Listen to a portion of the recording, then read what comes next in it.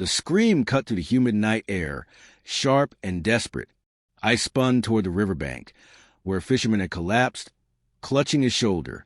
Above him, a sphere of light hovered silently, bathing the water in a pale, bluish glow. It wasn't a flare, it wasn't a lantern. It was alive, moving with intent, and as I raised my rifle, I realized how useless it felt against something that seemed to belong to the sky itself. The fisherman's skin smoked where the beam had touched him. I could smell it. Burned flesh mixed with the salt of the river and the heavy, damp air of the Amazon. He cried out again, his voice breaking into ragged sobs, while the orb drifted away, silent as a moon, vanishing into the canopy as if mocking our presence. That was my first close encounter during Operation Prato,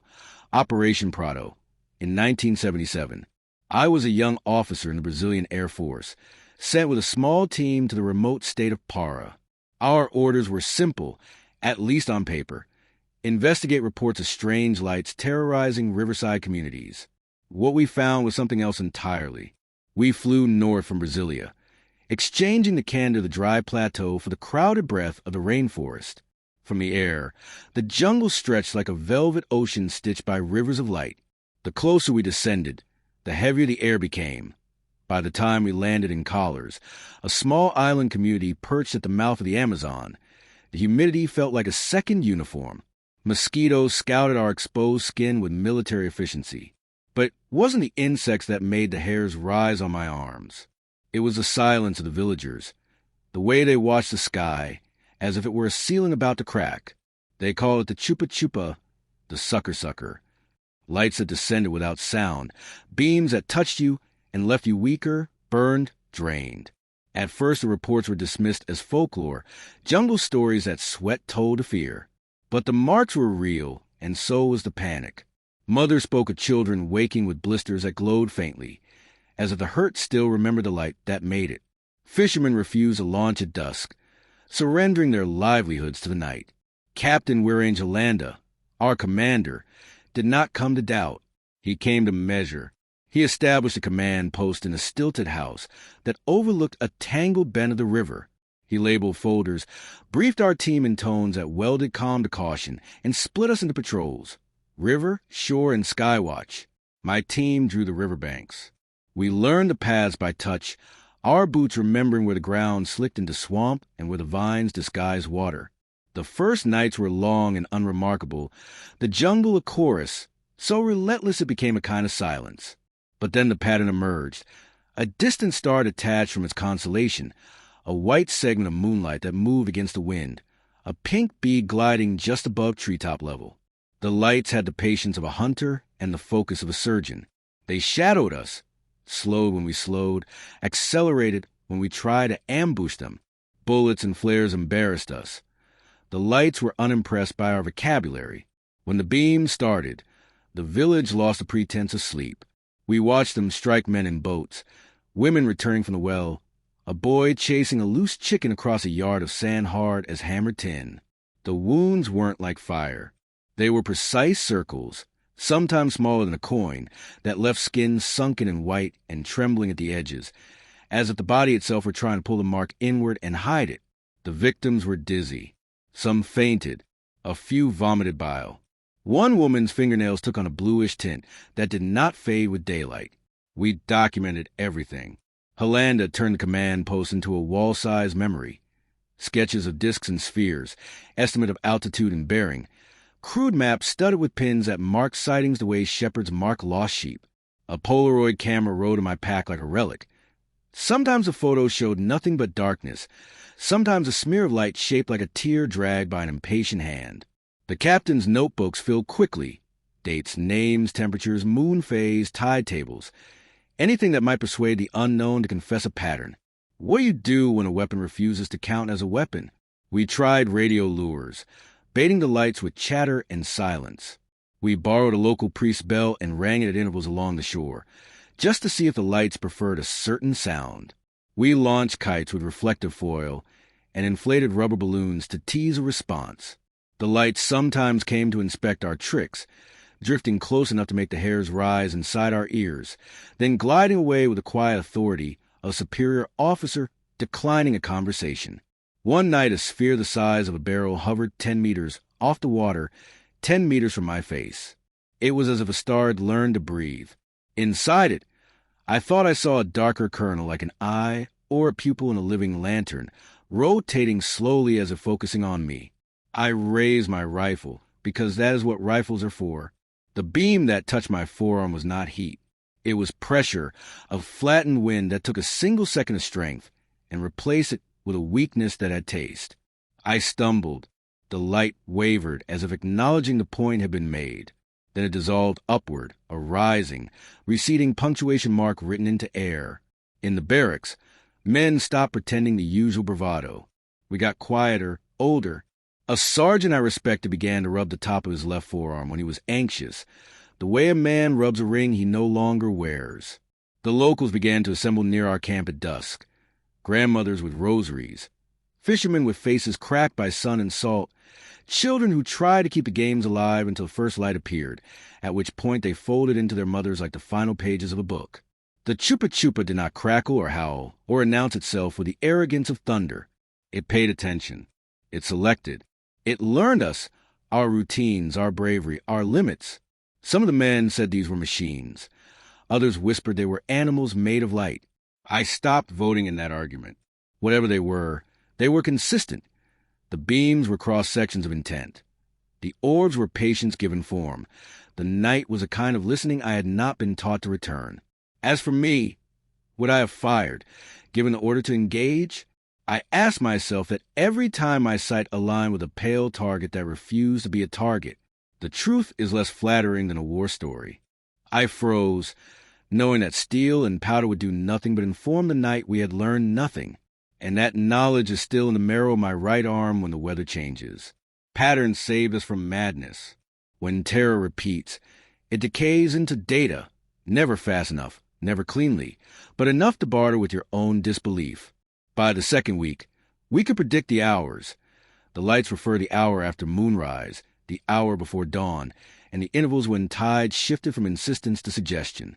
Out on the estuary, where black water braided into blacker channels, the orbs tracked our patrol boats from a respectful distance, careful to keep reflection, not shadow, as their disguise.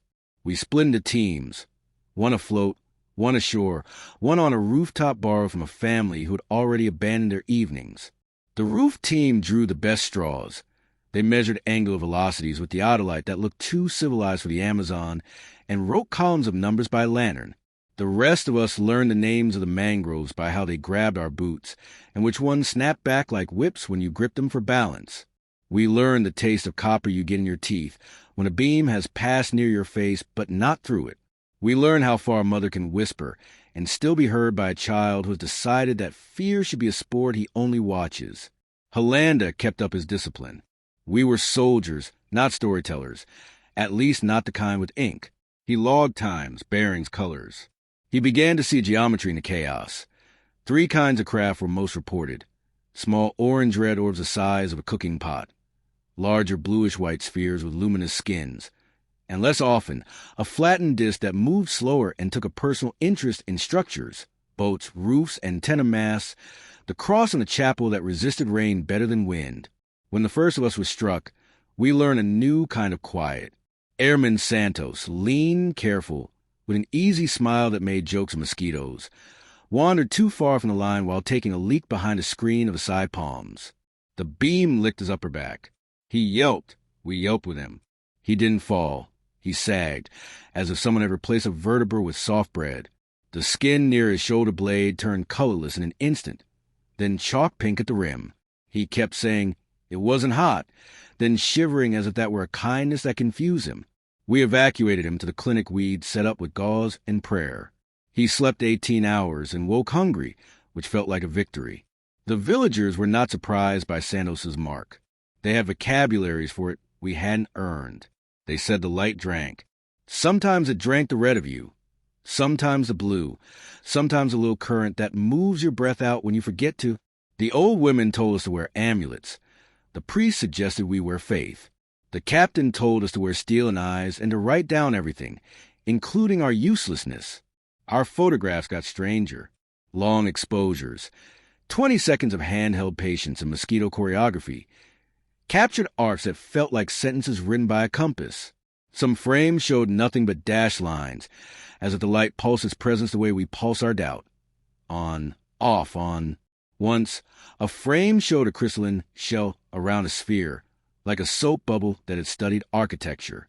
We could not reproduce it, which made it true in a way we distrusted and irresistible in a way we admired. We tried to corner them. It feels idiotic to write that now. The jungle had more doors than we had rope, but there is a stubbornness in soldiers that should be distilled for export. We built decoys, sheets of polished aluminum on bamboo frames, strung just above the river to mimic reflections, suspended lanterns whose glass we coated with fish oil to damp their flicker. The orbs came to inspect like tax officials, polite, thorough, and curious about our dignity. Once, one of the bluish spheres paused so close to our bait that I saw through its light a darker course shift, like a pupil narrowing against a question. It drifted past my face like a hand that had not learned whether touching was a sin or science. We talked. We stopped pretending our voices were bullets. By the third week, I found myself speaking to the lights under my breath, not pleading, not challenging, just narrating. We are watching. We are tired. We will not shoot unless you insist on teaching us that lesson again. I had the sense, nonsense perhaps, that the orbs favored stillness in us. The calmer we were, the closer they came. The angrier we got, the higher they climbed, until their glow lost its edges, and our anger mistook itself for bravery. Not everything the lights did happened to people. A paddle boat we kept moored as a floating observation deck drifted 200 meters upstream against a lazy tide, while the two men meant to watch it slept with their heads near the gunnels. A radio failed not by dying, but by forgetting. Frequencies slid off the dial as if scratched by a magnet made of silence. Once the captain's theodolite refused to level until we set it on a Bible for 15 minutes, after which it returned in Newton like a child to a clock. The strangest marks were not burns but arrangements. A fisherman woke with 4 small punctures above his clavicle, arranged in a diamond whose sides were the length of a wedding ring. A young woman showed us an oval of pallid skin near her rib cage, crossed by a line that looked less like a scar than a decision. On the beach behind the school, we found a pattern in the sand, 3 arcs intersecting, then repeating, like a chord diagram written by a careful hand. We copied it into a notebook and felt like men who had stolen a chalkboard from a god who preferred charcoal. When exhaustion finally cracked something in me, it didn't feel like surrender. It felt like recalibration, a re-zeroing of a compass overwhelmed by too much north. I stopped asking whether the lights were machines or creatures or visitors or the night becoming honest. I began asking smaller questions that allowed me to move. Is there a tide they prefer? Do they dislike smoke?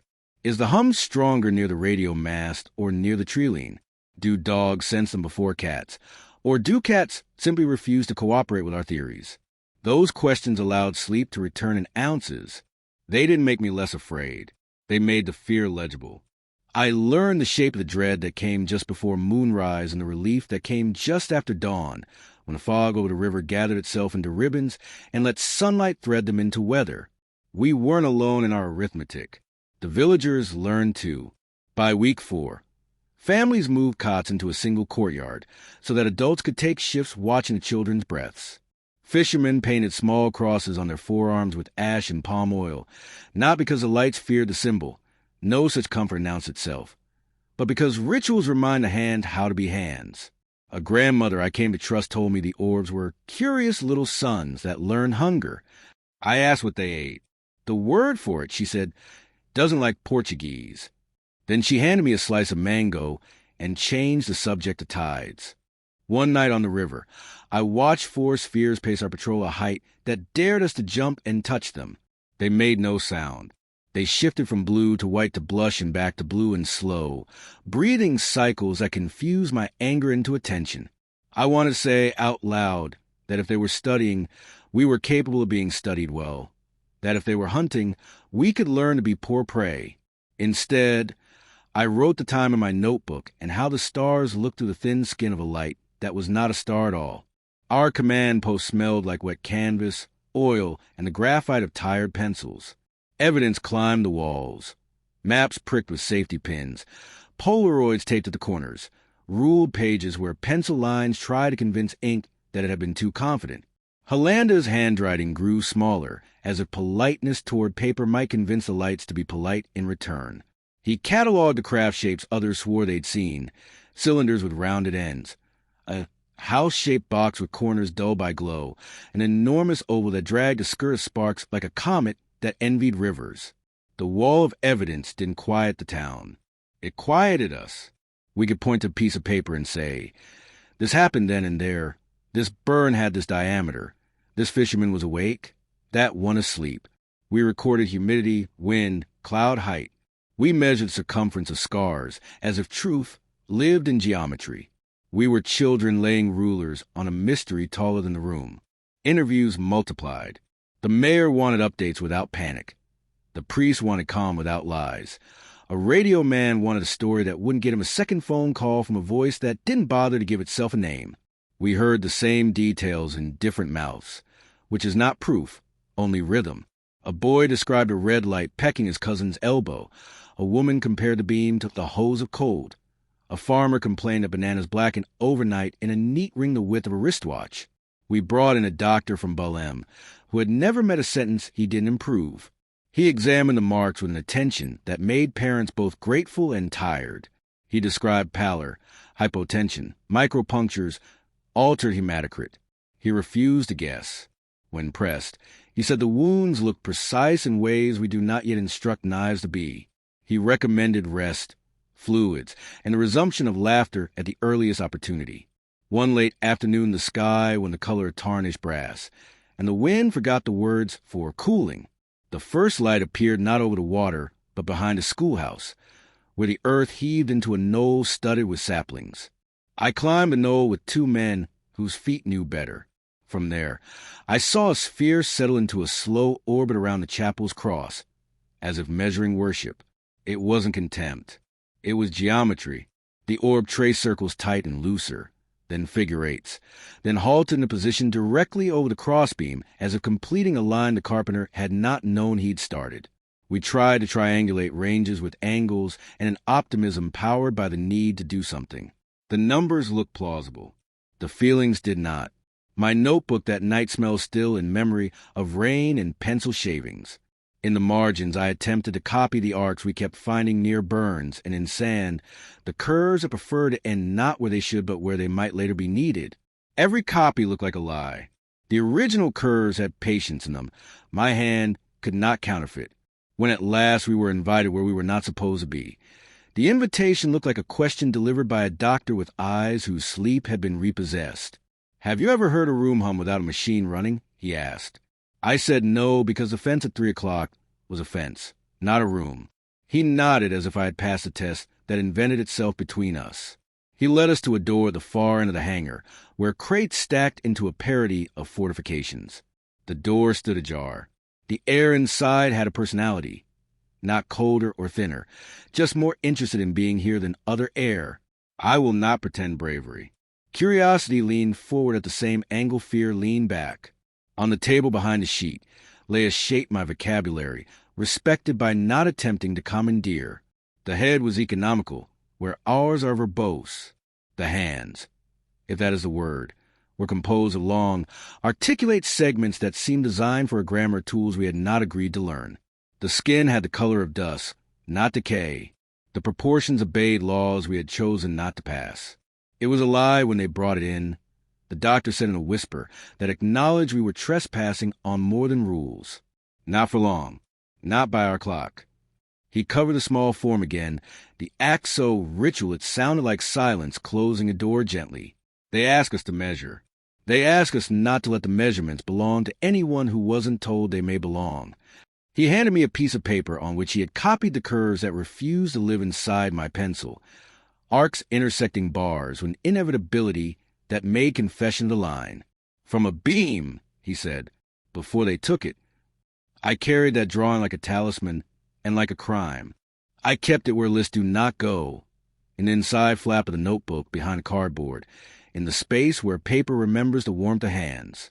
At night, I took it out under my mosquito net and copied again, each copy a little less faithful than the last, the way a story grows limp when it tries to outrun policy. Our attempts at contact changed shape. We stopped waving and started waiting.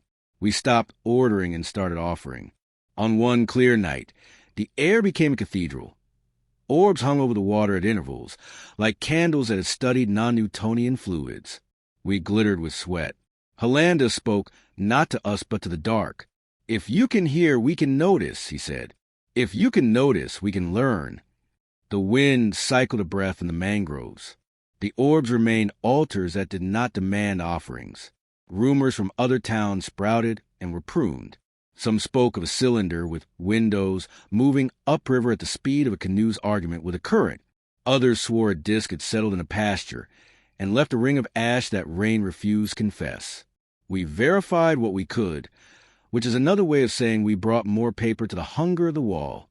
The first time I felt the hum in a room with no devices, I was trimming a lantern wick. The tin roof carried it like a whisper aimed at teeth. It wasn't loud. It was adjacent to sound, the way a memory is adjacent to truth. The men in the room stiffened in sequence, like soldiers in a drill that made no sense, and demanded perfection anyway. The light, ours, not theirs, dimmed and brightened without changing its mind. The hum withdrew. A mosquito whined. Someone exhaled a curse that had more prayer in it than the priest's Latin. That night I wrote, "These lights are not trying to frighten us. They frighten us anyway." I don't know if that was optimism disguising despair or the other way around. The next line I wrote was simpler. "My hands are not liars." It was bound to happen again. The beam finding one of us without asking permission. We had split into 3 teams to cover a bend in the river where sightings had become punctual, as if the orbs favored timetables.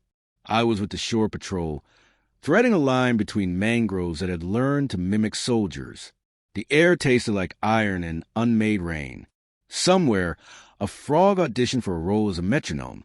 The bluish sphere appeared above the canopy with the composure of a moon rehearsing for a closer orbit.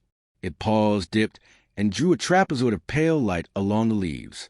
The beam narrowed as it descended, a cone sharpening into a blade that declined to cut. It found Corporal Vieira, a quiet man whose competence was loud, and laid itself on his chest as if measuring the distance between question and answer. He convulsed, not violently, more like a puppet whose strings were being checked for tension. I moved without thinking, which is not always bravery. Sometimes is a habit that outruns sense. I placed a hand on his shoulder and felt the beam like a weight that had invented a new unit for itself. "Cold," Vieira whispered, though his breath steamed, which confused the vocabulary of the night. When the light withdrew, his legs declared mutiny. We caught him, lay him flat, and watched the skin at the beams touch blanch. Then halo. He breathed shallow for a minute that felt like a long argument. Then he slept, as if someone had negotiated a truce we had not witnessed. We carried him out along the path we had trampled into a road with worry. At the clinic, the doctor, the same one who had shown me the curves that defied my pencil, took the measure of Vieira's vitals with hands that had learned to disobey tremors. "His pressure is low," he said. "Give him time and soup and silence." When I asked what silence was for, he said, "To give back what the beam borrowed." I considered telling him that silence had been spending too freely on our account. I decided sarcasm was a luxury best postponed. In the days after, something in the unit shifted the way metal shifts after bending, not broken, but remembering the stress. We learned that our capacity for denial had limits, that our uniforms did not carry authority beyond the leaves. The captain's briefings gained a new softness, not in content but in tone, as if he had decided the men needed their commander to be a human before they needed him to be a rank. He told us not to be heroes with our spleens, to pair up and never wander beyond the radius of a whispered name, to let the fishermen set the example for bravery by staying home when the river's face looked wrong. We were not the only ones recalibrating. The orb seemed to prefer observation over intervention in the nights that followed. They paced our perimeters like wolves that had eaten and were content to inventory the herd instead of culling it. I began to suspect that, whatever their hunger, it was choosy. It selected conditions, weather, mood, geometry. I could not triangulate. It avoided thunder. It liked the hour when a mother herself becomes a moon, checking each child's rise and fall with the palm of her hand. One night a white sphere large enough to be called craft. No longer a bead, more a lamp hung by an unseeable hand, settled above the beach by the school. We gathered at the edge of the trees, the rifles we still carried serving as props for our arms. The light drew down a beam, so thin it could have been a suggestion. Sand lifted, not all of it, just an oval whose edges traced themselves with a draftsman's love of edges. The grains rose, separated, stirred, then settled into a new order, a dim pattern that made me think of the doctor's arcs. I had the unhelpful certainty that we were being taught, but not blessed with language to understand the lesson. On another night, the large disk we had heard about from others showed itself to us for the first time. It moved like a plate carried by a careful waiter across a crowded restaurant. Level, quick when the path cleared, slower when something human wandered beneath. Around its rim, a faint scallop band brightened and dimmed in a cycle slower than breath. It cast no shadow, which offended my sense of how the world should behave. It paused over the chapel again, disrespectful or curious or devout in theology I couldn't reduce to a word. We sent word up the chain. The chain sent back the same thing it always sends until it sends something else. Keep measuring. Keep calm. Keep the story smaller than it wants to be. Word drifted in on rumors. The press in Belém sniffing around for a headline more nutritious than weather. A major in Brasilia deciding whether to visit. A radio station manager practicing the silence he'd been asked to wear. When bullets finally flew, they flew at the wrong thing. A panicked fisherman loosed a spray into the canopy, not out of malice, but because fear wants proof of action. The bullet fragments did not puncture light. They did find a snake, which fell from a branch like a comma dropped from a sentence, and a branch, which fell on the shooter, which felt like commentary. The lights rose. The men learned the way you learn not to touch a hot pot twice. I waited for anger to come and make idiots of us. It didn't. What came was a tenderness I don't know how to defend in the language of rank. We started watching each other the way the villagers had been watching children. We brought bowls of food to doorways at dusk, not to prove we were generous, but to prove to ourselves we still remembered how to be neighbors. One of the orbs visited those bowls, hovered, brightened, dimmed, then wandered upward, untouched by hunger and uninterested in rice and beans. The strike on Vieira taught me something I couldn't have learned from my own discomfort. It taught me that whatever the beam borrowed, blood, charge, intention, it could take it without hatred. Where it had taught us to listen for hate, this taught us to listen for attention. Attention can break you as surely as bullets when you are not ready to carry it. On the last night before the rains came with a seriousness that shut even the orbs indoors, I stood at the fence we had strung as a gesture rather than a barrier. I pressed my palms to the wire. It hummed, not loudly, not with drama, but with the same unreasonable tone I had met in rooms and on beaches, and in the space between breath and dusk. I realized I was waiting for something. The way a student waits for a teacher to hand back a graded paper. The way a father waits for a door to open late, but not too late. The hum withdrew. A dog barked twice and thought better of it. We were rotated out soon after, replaced by men who had been told most of the story, and would learn the rest the way fire learns to respect wet wood.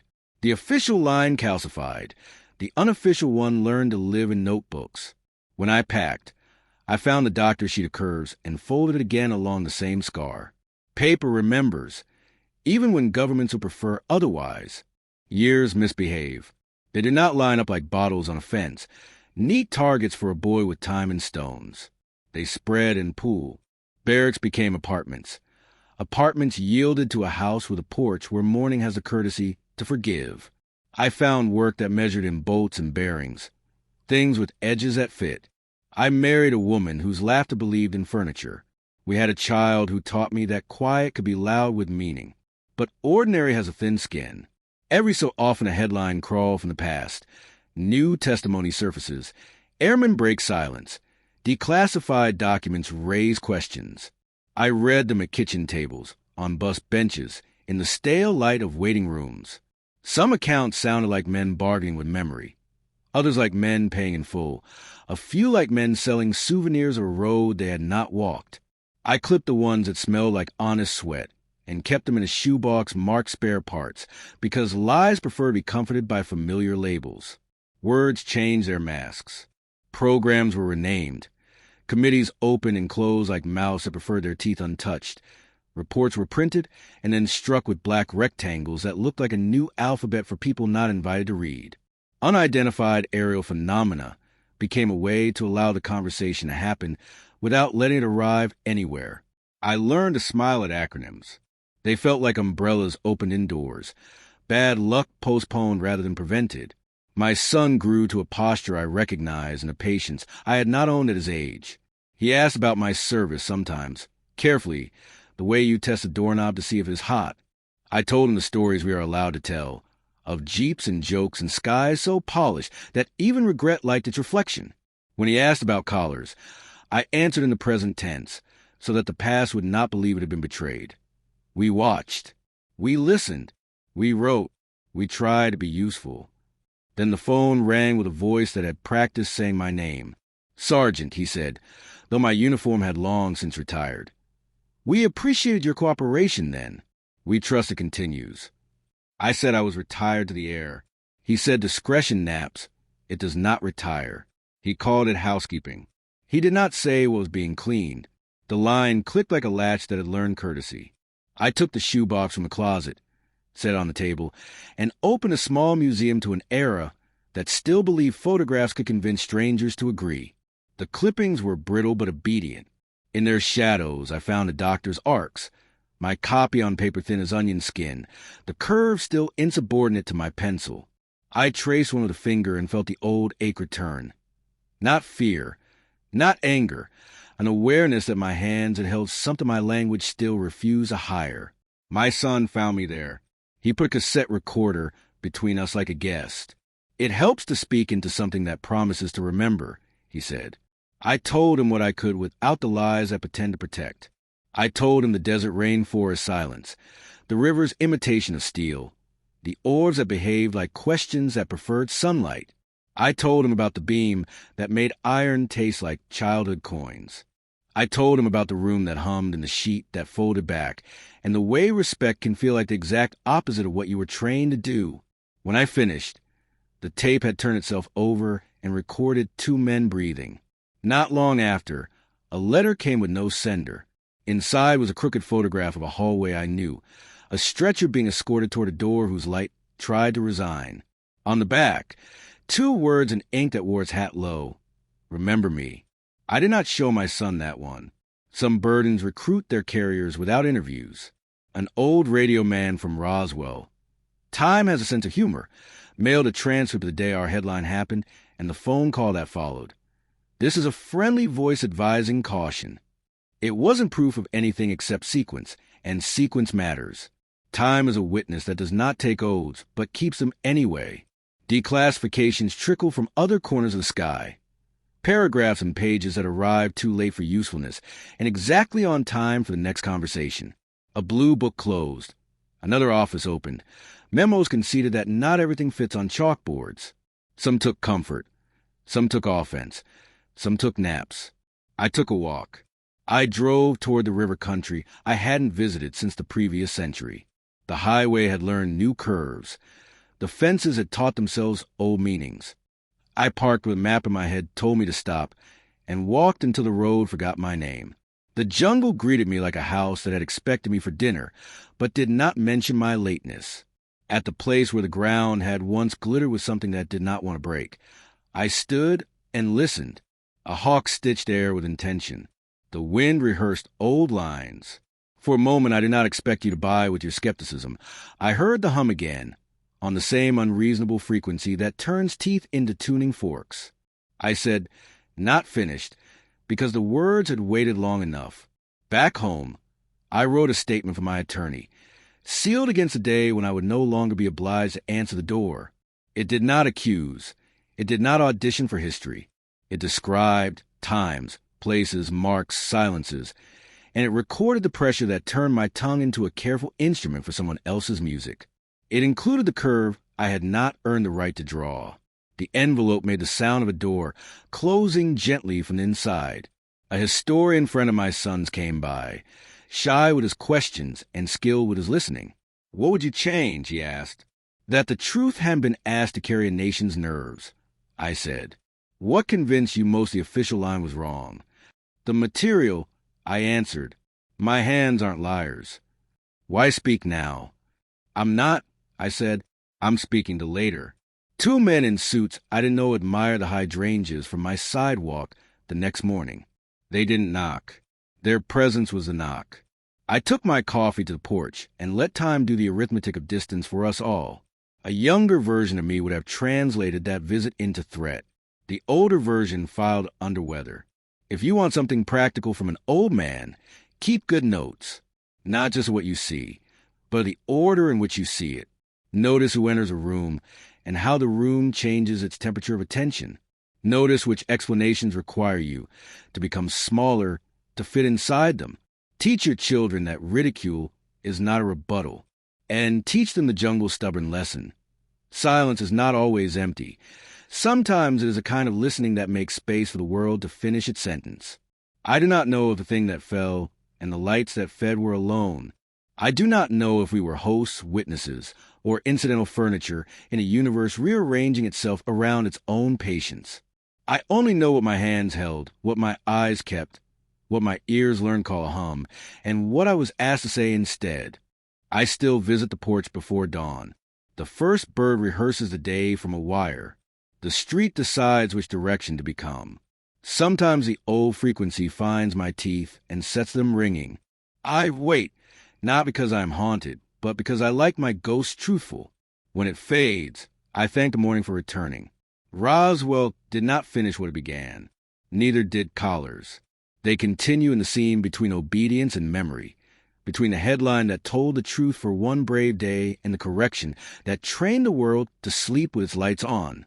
There is a corridor between those doors that cannot be locked. It is paved with the steps of people who remember carefully. The jungle changes at night. In daylight, it is chaotic but familiar. Boats along the river, children running barefoot on sandy paths, women hanging laundry that never truly dries in heavy air. The cacophony of birds, insects, and human chatter creates a rhythm, a kind of messy harmony that makes sense if you live in it long enough. You know when the monkeys scream, when the parrots wheel in green flocks, when the fishermen return ashore with baskets of silver-scale catch. But when the sun slips below the horizon, the forest transforms. Sounds sharpen, shadows deepen. The constant hum of insects grows into a wall of noise, broken only by the distant croak of frogs or the occasional splash of something unseen sliding into black water. For us, on Operation Prato, the night became a battlefield without warning shots. No artillery, no rifles, just beams of light that struck like silent bullets, wounds appearing where no weapon could be seen. Our patrols grew more frequent as the reports increased. Captain Hollanda insisted on structure. He divided us into rotating units. Teams along the riverbanks, lookouts posted on rooftops, small squads stationed near the villages that dotted the Amazon Delta. Cameras were always to be carried, ready at a moment's notice. Hollanda wanted evidence. Photographs, sketches, measurements, anything that could silence the skeptics back in Brasilia or in the higher military command, skeptics who would never believe words alone. But carrying a camera into those nights felt like bringing a candle into a storm. You gave him the lens of the lights. But what it captured was never enough. The brilliance, the silence, the weight of presence.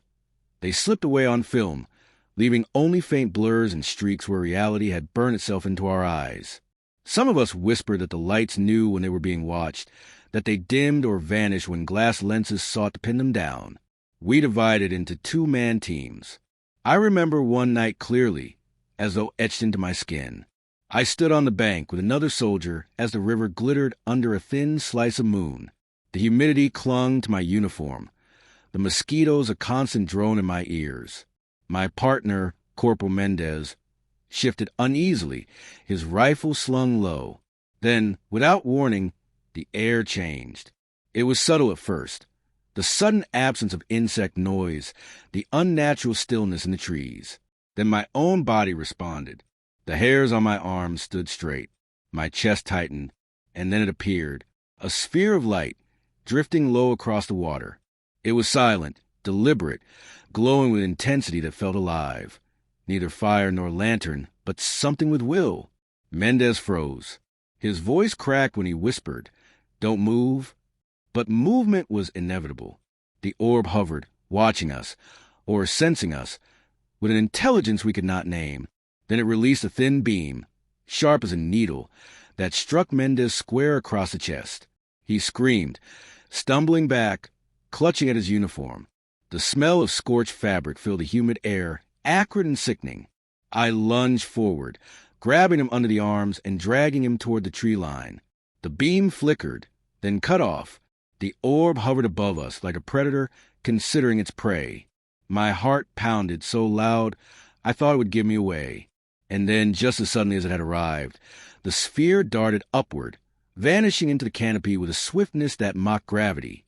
Mendez survived, though his skin bore a circular burn the size of a coin, red and angry against his chest. He shivered through the night, his pulse erratic, his energy drained.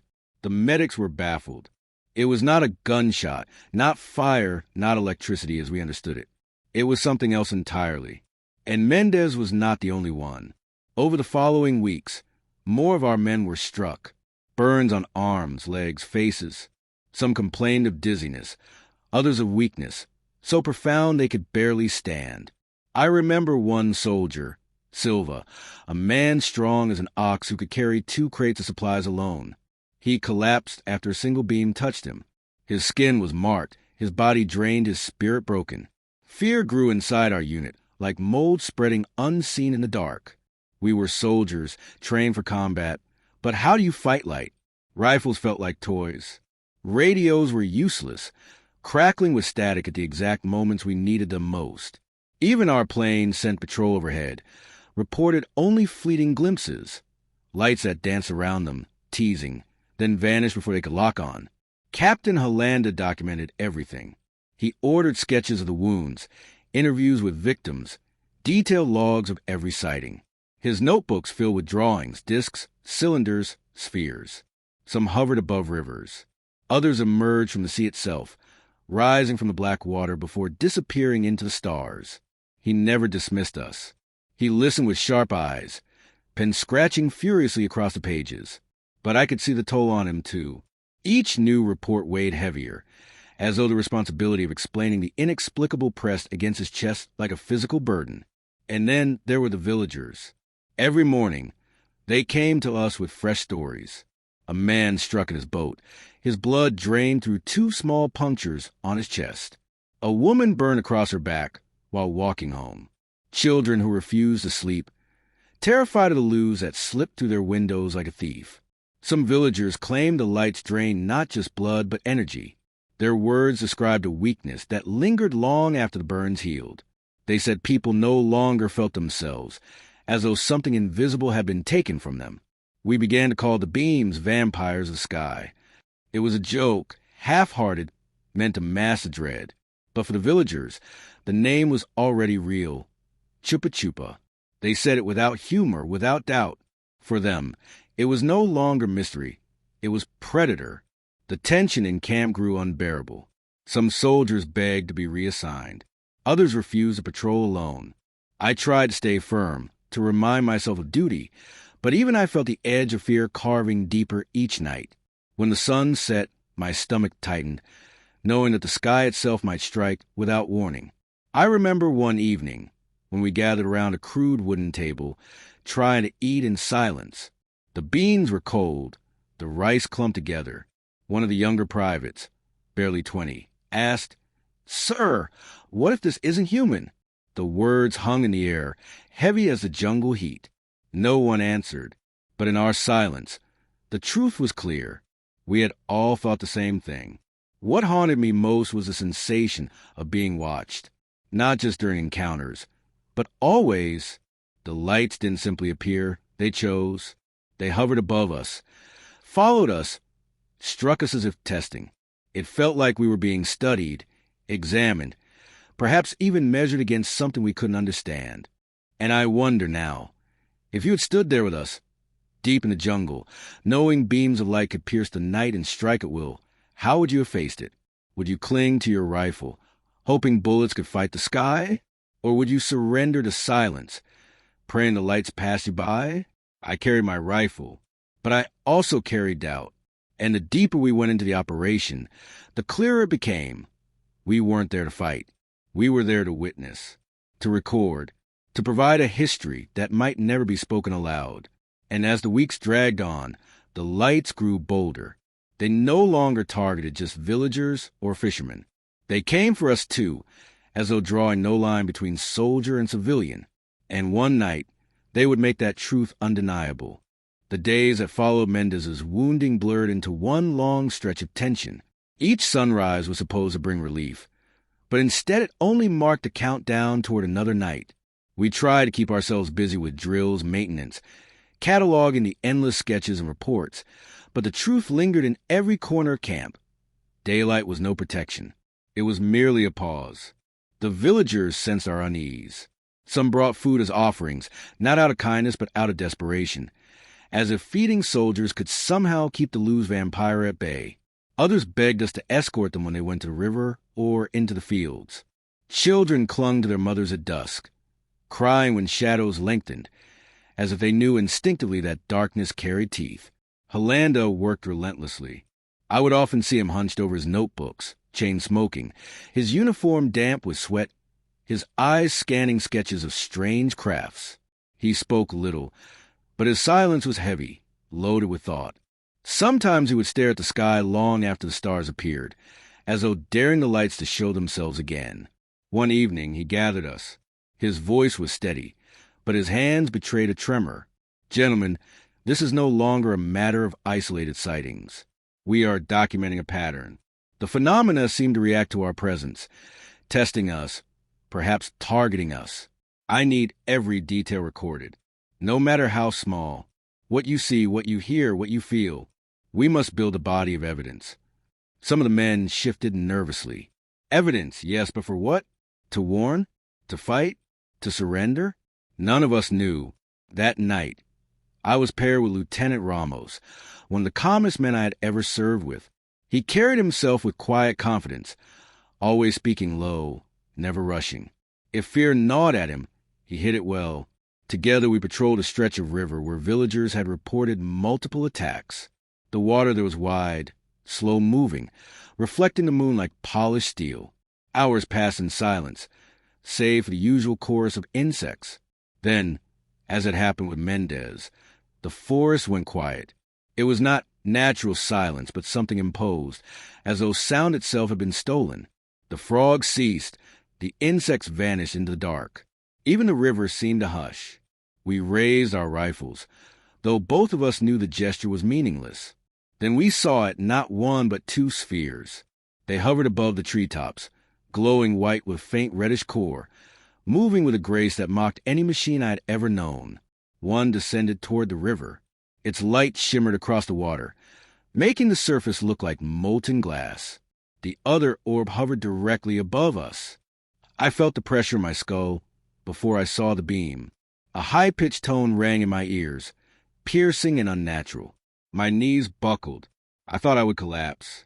Then Ramos shouted, not in fear but in defiance. He raised his rifle and fired a burst into the air toward the hovering sphere. The bullets cracked through the night, but the orb did not flinch. Instead, a beam shot down and struck him across the shoulder. He dropped the weapon, clutching at the wound, teeth clenched against the pain. I dragged him toward the trees, as I had done with Mendez. My chest burned, my skin prickled, as though the beam grazed me too. The orb hovered for several seconds, then shot skyward, vanishing in a blink. The second orb darted after it, streaking into the stars until both were gone. Ramos survived, but the wound was unlike anything our medics understood. His flesh was scorched, but the tissue around it looked pale, drained. He shivered uncontrollably for days, even under blankets in the thick heat of the jungle. By the end of that week, 5 more men had been struck. None died, but all were left weakened. Their eyes seemed hollow, as if some invisible thread had been cut inside them. The villagers spoke more freely now, emboldened by our own suffering. One elder, a fisherman with skin like leather, told us of encounters from decades earlier. He claimed the lights had always been here, that they lived in the rivers, rising and feeding when they wished. His father, he said, had seen a giant disk emerge in the water one night, dripping with silver light, before vanishing into sky. "We call them hunters," he said. "They are not from here, but they belong here more than we do." His words chilled me more than the wounds I had seen. If these lights had been stalking the Amazon for generations, then what was Operation Prato but another chapter in a story too vast for us to comprehend? The men grew restless. Some cursed Hollanda for keeping us in place. Others whispered of desertion, though none dared risk the jungle alone. I found myself caught between loyalty and dread. We had orders, but what were orders worth against forces that defied bullets, science, and prayer? One night, while Ramos recovered, I sat near the camp's perimeter with two younger soldiers, Pereira and Gomez. They asked me questions in hushed tones. Did I think it was aliens? Spirits? Some secret weapon of another nation? I answered honestly, I don't know, but in truth, the question gnawed at me. Each encounter pushed me closer to believing we were not facing men or machines, but something wholly other, something that chose us deliberately, that examined us like specimens. And then came the night when all doubt burned away. It began with the same unnatural silence. But this time, the lights did not appear as distant orbs. They descended directly into the village. I saw them with my own eyes, 3 glowing spheres weaving between huts, beams lancing into homes, striking people who screamed and stumbled. Children cried, dogs howled, and we rushed forward with rifles raised, useless though they were. I remember the face of a woman illuminated by the glow, her arms raised as if in surrender, before a beam struck her across the chest. She collapsed into the dirt. I rushed toward her, but before I could reach her, the orb turned its light on me. For a moment, the world was only white. My body convulsed, my vision blurred. I smelled burning hair, burning skin. I thought I was dying. Then just as suddenly it ceased. The light vanished, leaving me gasping in the dark, my chest seared with pain but still alive. The village was chaos. Screams, smoke, people collapsing in the streets. And above it all, the 3 spheres hovered, circling slowly, as if feeding on the terror itself. That was the night the mission changed. The attack on the village marked a turning point. Until then, we had convinced ourselves that perhaps we were only observers, witnesses caught in the path of something unexplained. But that night stripped away all illusions. The lights were not passive. They were not distant phenomena to be catalogued from afar. They entered homes. They targeted families. They struck without hesitation. When dawn finally came, the village was a ruin of fear. The huts still smoked where fires had burned through the night. Women sat in the dirt, clutching their children, rocking them wordlessly. Men stared at the river, their faces blank, as if trying to back the life that had been stolen from their community. The medics worked nonstop, but their supplies were pitiful against the strange burns and debilitating weakness afflicting the villagers. Some had circular wounds no bigger than a coin, yet their entire bodies trembled with exhaustion. Others had deep scorch lines across their backs or arms. No conventional medicine seemed to help. We carried the wounded into makeshift shelters, but even those places offered little comfort. Every villager we spoke to repeated the same word, chupa chupa. They whispered it like a curse, like the name of a demon that had haunted them for centuries. Captain Hollander remained outwardly composed, but his eyes betrayed him. They were red from lack of sleep, glassy from too much smoke and too little peace. He continued to write, page after page of sketches, descriptions, coordinates, times. He became obsessed with patterns, convinced that if he could map the appearances, he could predict them. One night, he called me to his table. His notebooks were spread out like a cartographer's map of hell. "Look here," he said, jabbing at clusters of circles drawn along the river. "They appear in cycles like tides, always near water, always at certain hours. It is deliberate." I studied his notes. He was right. The lights favored rivers, lakes, the ocean's edge. They emerged from water as often as from the sky. Whatever they were, the river seemed to be their lifeline. But even with his careful documentation, none of us felt any closer to understanding. If anything, the order in his notebooks only emphasized the chaos in reality. Over the next weeks, we moved deeper into the jungle, responding to reports from other villages. Every settlement told the same story. Glowing objects, beams of light, sudden weakness, burns that medicine could not explain.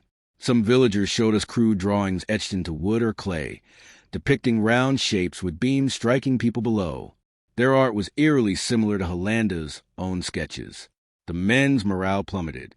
We had rifles, grenades, even rocket launchers brought in at Holanda's request, but none of it mattered. When the lights came, weapons were useless. Some men fired anyway, emptying magazines into night, their bullets swallowed by the dark. Others froze, too terrified to move. I did my best to keep them steady, but I was fraying too. The sensation of being watched grew constant. Even in daylight, I felt eyes on me, or something more than eyes, something that reached beneath the skin. Then came the incident with Sergeant Araujo.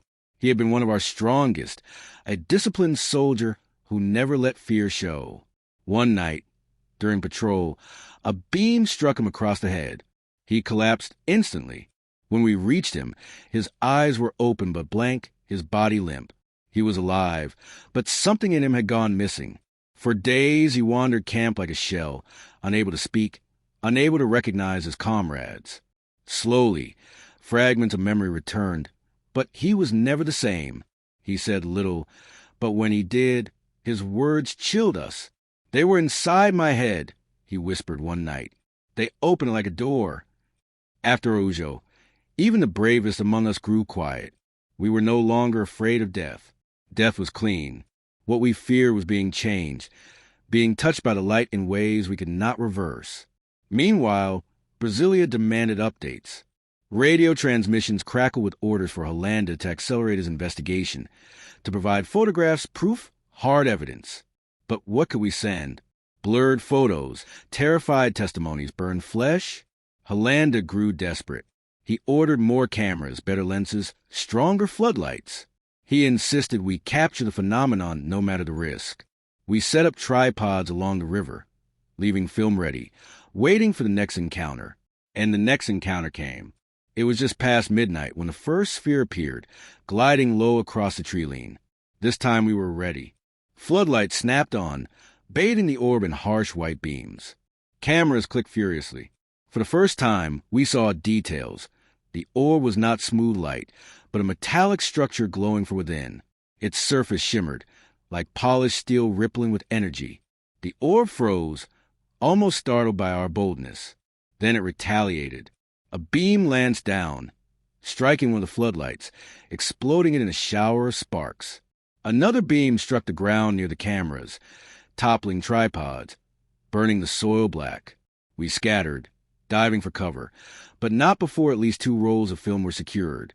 Hollanda clutched them like treasure, his hands trembling as if holding proof of God himself. The orb lingered longer than usual, circling overhead, beams slashing the ground like blades. Then, with a flash brighter than any floodlight, it darted upward and vanished into the stars. The men were shaken, but for Hollanda, it was vindication. He locked the film away, refusing to let anyone touch it until it was sent to command.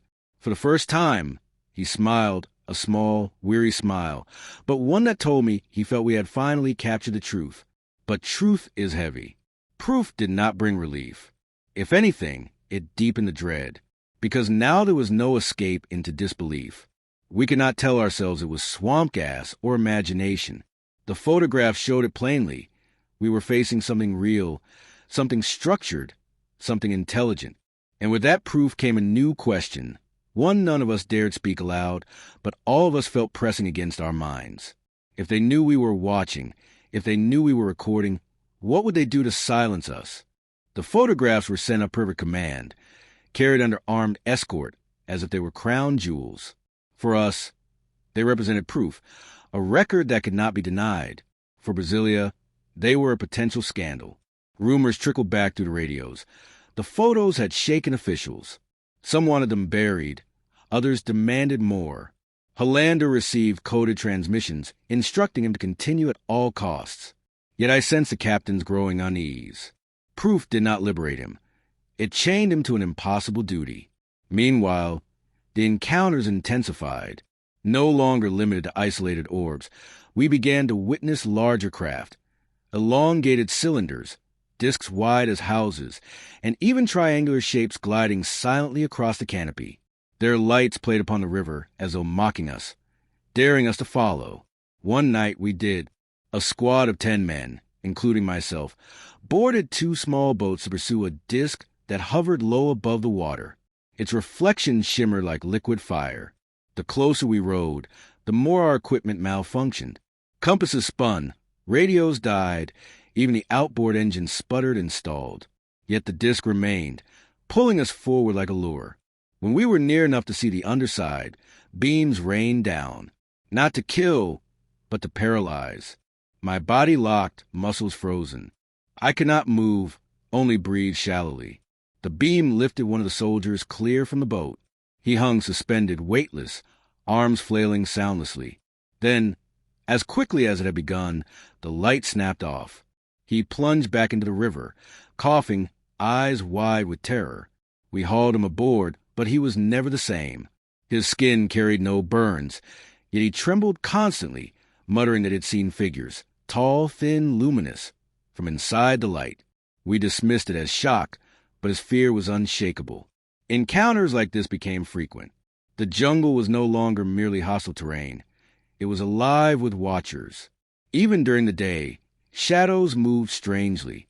Metallic glints flashed from treetops where no human could be. The villagers abandoned their homes in droves. Entire communities fled inland, leaving villages eerily silent except for the cries of animals. Halanda ordered us to occupy some of these abandoned huts as observation posts. Sleeping in them was unbearable, the silence pressing like a weight, broken only by the sudden flare of lights outside. Some men began to break. One morning, a private fired his rifle wildly into the air, screaming that the sky was full of eyes. We restrained him, but his mind was gone. Another soldier slashed his own arm, insisting that if the Chupa Chupa wanted blood, they would take it freely. He too had to be restrained. I tried to keep myself steady by clinging to routine. Clean the rifle, polish boots, write reports. But doubt gnawed constantly. Were we still soldiers, or were we prey in some vast hunt? Then came the night of the sea encounter. We had moved to the coast after multiple fishing boats vanished without trace. Villagers claimed to see massive lights rising from the water. Halanda himself led the expedition. From the beach we saw it, a colossal cylinder, glowing faintly blue, emerging silently from the ocean. Water cascaded from its sides as it rose higher, taller than any building I had ever seen. For a moment it hovered, dripping seawater, framed against the stars. Then, without warning, beams shot down into the waves. Fish leapt wildly, their bodies thrashing in illuminated surf as though trying to escape the light. We stood frozen. Even Halanda was speechless. The beams probed the shore, sweeping over our positions. I felt the pressure in my chest again, that suffocating weight, but this time magnified tenfold. My vision narrowed, edges blackening, until only the cylinder remained, vast and incomprehensible. Then it was gone. With impossible speed, it shot skyward, leaving only boiling water and stunned silence. That night changed Halanda.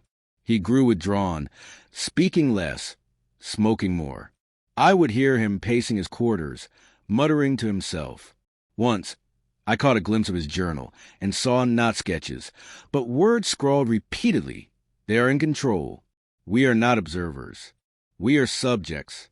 The men whispered that the captain had lost his edge. Yet he pushed us harder, demanding longer patrols, more equipment, more data. His desperation infected us all. And then, the unthinkable happened. During a routine patrol near Collars, one of our own vanished. Corporal Almeida, a steady and loyal soldier, simply disappeared from his post. No sign of struggle, no trace of blood, only his rifle lying in the grass. We searched for days, scouring the jungle, the river, even questioning villagers. Nothing. A week later, he returned. He stumbled into camp at dawn, clothes tattered, eyes hollow.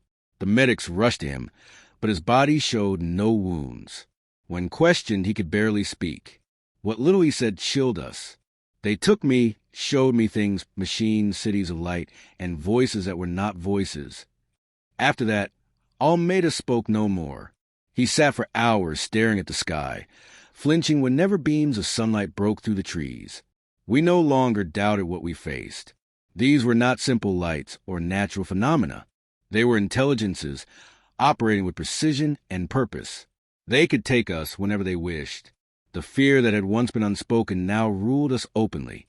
We were no longer soldiers on a mission. We were lab rats in an experiment we could not escape. And deep down, each of us wondered, how long before we too were taken? By the final weeks of Operation Prato, we were shadows of ourselves. Sleep came in fragments, broken by sudden flares of light or the memory of beams that seared our comrades. Meals turned tasteless, chewed in silence. Laughter disappeared. Even prayer was scarce. Some men whispered that God had no dominion over what hunted us. Captain Hollanda was the most changed of all. His journals had grown frantic, filled not only with sketches but with words scrawled in desperation. They are testing us. They are harvesting. We are livestock. His once steady hand trembled as he wrote, as though the act itself drained him. Command, however, demanded results.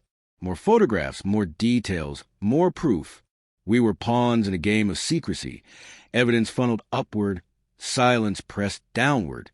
To the villagers, we offered only hollow reassurances. To ourselves, we offered nothing at all. The final major encounter came near Collars, on a moonless night, when the air felt thick enough to drown in. We had set up observation posts along the beach, equipment primed, film loaded, Hollanda paced like a caged animal, cigarette glowing in the dark. Then the sky erupted. Dozens of lights appeared, not just orbs but shapes, discs, cylinders, triangles, moving in formation. They glided silently above the ocean before sweeping inland, beams lancing downward in every direction. It was not random. It was systematic, as though a vast net of light had been cast across the land. We fired flares, turning the night into a battlefield of fire and brilliance. The lights responded with precision.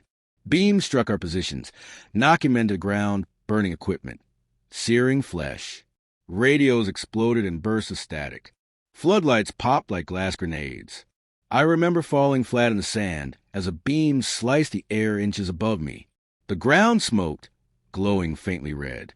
Hollanda stood defiantly, shouting orders lost in the roar chaos. For a moment he seemed more than a man, a figure carved in firelight, refusing to bow. Then a beam caught him. It struck across his chest, lifting him from the ground. His scream tore through the night before the light released him. He collapsed, gasping, uniform charred, eyes wild with pain. We dragged him back, shielding him with our bodies, but the damage was done. The assault lasted less than 10 minutes, though it felt like hours. When the lights finally withdrew, darting skyward like arrows into the void, the beach was a ruin. Equipment smoldered, men groaned in pain, the sand itself scarred by strange glowing patterns. We survived. Barely. But something inside us had been broken. We were no longer soldiers on a mission. We were survivors of a war that no one else even believed existed. Hollanda recovered slowly, his wound leaving an ugly scar across his chest. But his spirit never healed. He spoke little after that, his once sharp eyes dulled by a weight none of us could lift. He completed his reports, sealed his notebooks, and sent them away. But I saw him often staring at the horizon, as though waiting for the lights to return. When Operation Prato officially ended, we were ordered home. The villagers were left with their fear, their wounds, their empty homes. We boarded boats with our gear, carrying more questions than answers. There was no victory, no closure, only silence. Years later, when I heard of Hollanda's fate, that he had spoken publicly of what we saw, only to later be found dead under suspicious circumstances, I was not surprised. The truth he carried was too heavy, too dangerous. Perhaps he was silenced. Perhaps he silenced himself. Either way, the lights claimed him as surely as they had claimed our nights in the jungle. I still dream of them. The beams, the orbs, the feeling of being pinned beneath a gaze not human. Sometimes I wake drenched in sweat, convinced the hum of my ceiling fan is the sound of their machines. Other times, I wake with strange calm, as if some part of me still stands on that beach, waiting, because in the end, I believe that was always their purpose. Not to destroy us, not to conquer, to watch, to test, to remind us that we are not alone and not in control. And if you ask me what Operation Prato truly was, I will tell you this. It was not an investigation. It was an initiation. Into what, I cannot say. But we were marked, and I carry that mark still, invisible but undeniable, like the burn on Mendez's chest, like the scar across Alanda's heart. The jungle changes at night, and once you've seen what moves within it, you never see the world the same again. By the third month of Operation Prato, fear was no longer whispered. It was spoken openly. The villagers had reached a breaking point. They crowded outside our camp every morning, their faces lined with exhaustion, holding out their arms and legs to show us the marks that burned like signatures left by the sky. I remember an old fisherman, his eyes clouded with age, lifting his shirt to reveal two perfectly round burns on his chest.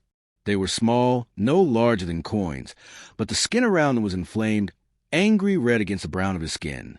He told us, in a trembling voice, that after the light struck him, he could barely stand. He felt weak, drained, as though something vital had been pulled from his body. His words were translated for us, but we hardly needed translation. His trembling, his hollow gaze, they spoke more clearly than any interpreter. Day after day, we interviewed villagers. Halanda insisted on structure. Every case was logged, every mark sketched, every testimony written down. The notebooks filled quickly, sketches of circular burns, notes on dizziness, headaches, nightmares. Some wounds healed within days. Others lingered for weeks, leaving scars that the villagers carried with silent dread. The locals had no doubt about what was happening. They called the lights Chupa Chupa, the sucker. To them, the name was not metaphor. They believed the lights were feeding on them, drawing blood or energy through those beams. Women whispered about neighbors who grew sick and never recovered. Men told us of abandoned boats, left adrift after their owners fled the river in terror. The fear was thick, spreading like a sickness of its own. We soldiers tried to maintain discipline, but even among us, the questions grew. Were we dealing with a weapon, some secret technology, or something far older, far stranger? At times, Halanda himself seemed torn between belief and duty. He never mocked the villagers. He recorded their words carefully, his brow furrowed, his pen scratching across the pages long after midnight. He urged us to stay professional, to separate fear from fact. But there were nights when I caught him staring at the sky with the same unease we all felt. Our superiors in Brasilia sent us contradictory orders. On one hand, we were told to collect evidence, to photograph everything. On the other, we were warned not to alarm the public. Some reports were sealed the moment they were written, locked in cases we were not allowed to open again. Cameras captured glowing discs hovering above the forest, beams striking down into water, but the film was taken from us almost as quickly as it was developed. It became clear that our mission was not only to investigate, but to contain. The villagers didn't care about containment. They wanted protection. They begged us to shoot at the lights, to chase them away. Once, a group of fishermen brought us jars of blood, desperate proof that something had been taken from them during the night. Their voices cracked with fear, their hands trembling as they placed the jars on our table. I will never forget the look in Halanda's eyes as he stared at those jars. He said nothing, only wrote, his face pale under the lantern's glow. The strangest part was the consistency. Dozens of testimonies, different men and women, yet the details aligned. Silent lights hovering above the river, beams striking from above, sudden weakness, dizziness, burns in precise circular patterns. Too many voices repeated the same story for it to be invention. And then, for the first time, I began to feel the weight of something larger. This was not simply a mission in Para. It was not simply about villagers or fishermen. It was about control of the narrative, of the truth, of the very memory of what we were seeing. I remember lying in my hammock one night, listening to the jungle, and asking myself, who are we really serving? Were we protecting the people, or were we protecting the silence? And I ask you now, if you stood where I stood, hearing dozens of villagers beg you for help, showing you scars left by beams of light. Would you continue to obey orders to remain quiet? Or would you speak, even if it meant breaking the chain of command? I obeyed.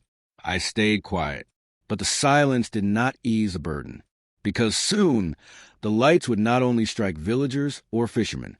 They would come for us, directly, in ways we could no longer deny or dismiss.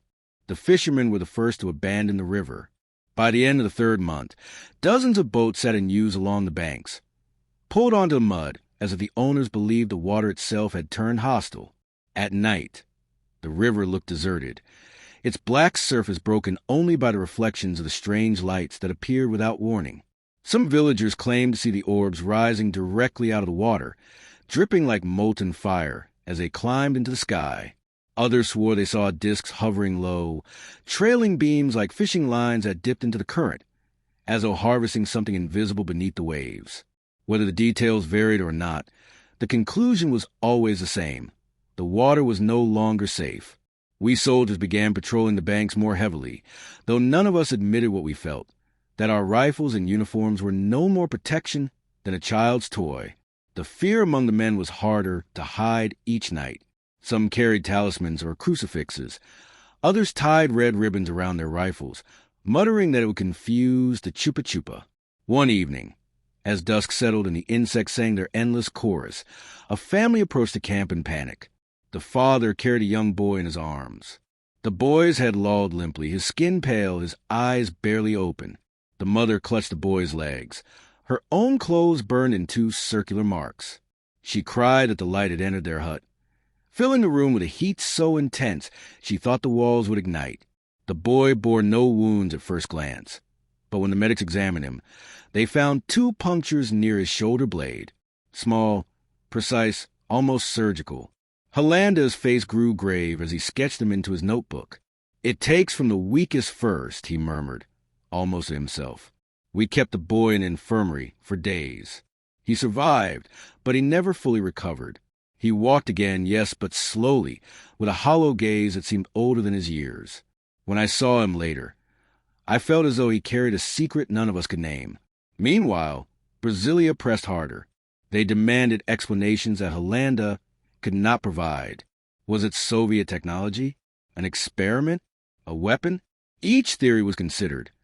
None explained the burns, the drained blood, the silence in which the lights operated. Holanda grew more irritable with each transmission. I overheard him one night shouting into the radio, "If this is a weapon, then whose? And why here in Para? Why against fishermen and women instead of soldiers? Unless we are not the target at all." His words unsettled me. If we were not the target, then what were we? Witnesses? Custodians of a truth too dangerous to speak? The village of Sano Antonio was struck hardest that month. Reports reached U.S. of lights descending night after night, beams sweeping through the streets. People refused to sleep indoors. Families camped outside in the fields, believing that exposure to the open sky was safer than being trapped in their huts. It did not matter. The lights found them anyway. When we arrived, the scene resembled an exodus. Dozens of people stood clustered together, clutching what little they owned: pots, baskets, goats. Many bore burns, some fresh, others already healing. A few were too weak to walk, carried on hammocks strung between poles. Their eyes followed us with both hope and despair. They wanted salvation, but we had none to offer. That night, we witnessed the most brazen display yet. Around midnight, 3 orbs appeared above the village. They moved in perfect synchronization, a triangular pattern that glided soundlessly. Then beams shot downward. They did not strike randomly. They moved deliberately, passing over roofs, probing the ground, sweeping across the frightened crowd. Panic erupted. People screamed, scattering into the fields. Children were trampled into chaos. Soldiers raised their rifles, but Holanda barked an order: "Do not fire." His face was pale, his jaw clenched. He knew, as we all did, that bullets meant nothing. One beam struck a soldier beside me, Private Costa. He convulsed, his rifle dropping as smoke curled from his chest.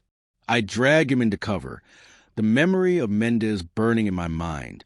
Costa gasped for air, his skin scorched in a perfect circle. The medics worked on him through the night, but his pulse weakened with every hour. He survived only by a miracle, though he never regained his full strength. The villagers called the orbs predators. We began to believe it too. They hunted not for territory or conquest, but for sustenance. Whether they drew blood, energy, or something deeper, none of us could deny their hunger. What haunted me most was the silence. No hum of engines, no sound of wind. The orbs moved with perfect stillness, as though the air itself bent to their will. And when they left, they vanished with impossible speed, darting into the stars as if the jungle and river were only a temporary feeding ground. I wrote in my journal that night, "We are not here to fight. We are here to witness." But witnesses are chosen, not spared.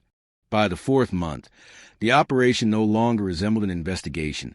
It felt like a siege. The jungle, once a backdrop to our mission, had become a cage. The villagers' fear was relentless, and our own discipline cracked more each day. Every dawn, more people arrived at our camp, desperate for protection. Some came with wounds. Others came with nothing but stories and trembling voices. Their testimonies blurred into one another, beams of light entering homes, invisible hands pinning them down, sudden weakness that left them unable to stand. It was a script written across too many lives to be dismissed. Captain Holanda worked himself into exhaustion. He recorded everything, his notebooks filling with careful sketches, diagrams, maps of sightings. He pinned sheets of paper along the walls of his quarters until they resembled the ravings of a man possessed. Yet in his discipline there was no madness, only a terrible determination. He believed that if he could catalog every incident, some pattern would emerge, some clue that explained why. But the more he wrote, the more the mystery deepened. We soldiers felt the pressure differently. We were used to combat, to enemies who bled when struck. But how could we fight orbs of light that slipped through bullets as if through air? Our weapons felt like hollow sticks in our hands. Some men carried them out of habit, but others stopped altogether, convinced they were nothing but weight. One evening, near the fishing village of Sano Elias, we set up an ambush. Holanda wanted proof beyond photographs. He wanted interaction. We lined the riverbank with floodlights and cameras, waiting in silence. Hours passed. Mosquitoes bit at our skin, the air heavy with rot and salt. Then, close to midnight, the jungle hushed. A sphere appeared above the river, larger than the others. It glowed white with a pulsating core that seemed almost alive. It hovered, tilting as if inspecting us. Holanda whispered for the men to hold position. Then he gave the order, floodlights on. Brilliant beams cut through the night, illuminating the orb in sharp detail. Its surface was metallic, seamless, reflecting the jungle like a distorted mirror. Cameras clicked furiously. For a moment, I thought we had succeeded, that we had captured undeniable proof. Then the orb responded. A beam lanced downward, striking one of the floodlights. The device exploded in sparks, blinding half the squad. Another beam swept across the riverbank, knocking men to the ground as if a giant hand had swatted them aside. I felt my chest seize, my lungs burning as though the air had been stolen. I dropped to my knees, gasping. Around me, soldiers writhed, clutching at their throats, eyes wide with terror. The orb held its position, its light scanning us, recording us, as if we were the subjects of some grotesque experiment. Then, just as suddenly, it vanished, darting upward into the canopy before disappearing into the stars. We stumbled back to camp with burns, broken equipment, and film reels that shook in Holanda's hands. For him, the attack was not defeat. It was evidence. He clung to the damaged cameras like relics. For the rest of us, it was another reminder that we were powerless. Days later, something stranger happened. Sergeant Araujo, a disciplined man who never wavered, was struck during a patrol. The beam hit his head directly, and he collapsed instantly. We carried him back, fearing him dead, but he breathed. When he awoke, his eyes were glassy, unfocused. For days, he wandered camp like a sleepwalker. He ate little, spoke less. Then one night, he muttered words that froze my blood. They opened my mind. They showed me machines, cities, stars. He refused to elaborate, shaking violently when pressed. Eventually, he fell silent altogether, staring blankly at the horizon. Some men whispered that his soul had been stolen, that the Chupa Chupa had left his body behind as an empty shell. Stories like his spread fear like wildfire. The villagers began abandoning entire settlements. Families fled into the interior, leaving behind fields, boats, even livestock. When we patrolled through these empty villages, the silence was unbearable. Houses stood with doors open, pots half-filled, hammocks swaying gently in the humid air. It was as if life itself had been ripped away. Brasilia, meanwhile, continued to send conflicting orders. Collect evidence. Stay discreet. Protect the population. Do not alarm the press. It was an impossible tangle. Holanda bore the weight of these contradictions in his face, which grew more lined each day. He stopped sleeping. I would see him awake at dawn, staring at the river with a cigarette in hand, his notebook clutched under his arm. Sometimes he muttered aloud, phrases I could barely catch. "We are not the hunters. We are the hunted. This is not ours to control." And through it all, the lights grew bolder. No longer did they confine themselves to villages or rivers. They followed us. They hovered above our camp. At night, while lying in my hammock, I saw a beam sweep across the canvas of our tents, pale and deliberate. We were no longer observers. We were specimens. I began to dream of the lights. In the dreams, they hovered above me, beams piercing my chest, draining not just blood but memory. I woke each morning drenched in sweat, uncertain whether the dreams were only dreams. The men whispered of abandoning the mission. Some begged Holanda to request reassignment. Others clung to faith, carrying Bibles, rosaries, amulets. But none of it mattered. The jungle belonged to the lights now, and we were intruders in their dominion. And then, one night near Collars, the truth became undeniable. We saw not one orb nor three, but dozens. They filled the sky like a constellation, moving in formation, beams crisscrossing the land. The villagers screamed. Soldiers shouted. An entire night became a battlefield of silence and light. The encounter near Collars, when dozens of orbs filled the sky in formation, changed everything. Until then, the light seemed sporadic, appearing in ones and twos, like predators hunting alone. That night revealed something else. Coordination. They moved with intention, sweeping the land as though conducting a vast operation of their own. The villagers were broken. Whole communities abandoned their homes, fleeing inland to relatives or into the jungle, where they believed the trees offered cover. We entered village after village only to find silence. Fires left smoldering, hammocks swinging in empty huts, basket of fruit rotting where they had been dropped in haste. For the soldiers, the weight was unbearable. Some begged to be transferred. Others threatened to desert. A few drank until they collapsed. Anything to blunt the fear. Holanda grew harsher, his patience thin. He demanded reports, sketches, details, even when the men could barely hold a pencil for trembling. And then there was Almeida. Corporal Almeida disappeared one night while on watch. His post was found empty, his rifle lying in the grass. We scoured the jungle, shouting his name, firing shots into the air, but there was nothing. No tracks, no struggle, only absence. A week later, he returned. He stumbled into camp at dawn, filthy, clothes torn, eyes hollow. The medics rushed him into the infirmary, but his body bore no wounds. Holanda demanded answers, but Almeida could barely speak. "They took me," he whispered. Showed me machines, cities of light, voices that spoke without sound. When pressed, he shook violently, covering his ears as though blocking out something unbearable. After that, he spoke no more, sitting for hours staring at the sky. His silence was more terrifying than his words. If Almeida's disappearance broke our discipline, what came next shattered it. One evening, a massive cylinder rose from the sea. We had moved to the coast to investigate reports of vanished fishing boats, but nothing prepared us for that sight.